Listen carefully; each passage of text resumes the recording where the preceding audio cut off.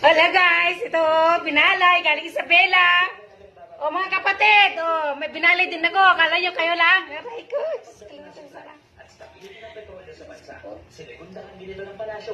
Ito po ay patungkol sa safe passage. Ngayon, kakain na tayo. Ayan o. Encourage, Sana ko, nagbinalay na ako. ang pinag-usapan po Uy, sarap. Yummy.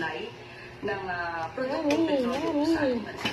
Bagamat wala pang sagot kung ano na ang susunod na solusyon sa patuloy na tumataas na presyo ng langis, may puwerta si Palace Press Officer Ter Castro. Uy, sarap. Kung meron ba talagang Philippine vessel na dumaraan sa Strait of Ayan na. Ayan na. Minsan ang mahirap sa Kasawsawan. no? Alam na natin kung paano nagtatrabaho ang Pangulo at ang administrasyon na ito para masiguro po Sarap. supply ng produktong petrolyo sa ating bansa. Pero meron pa rin talagang pilit na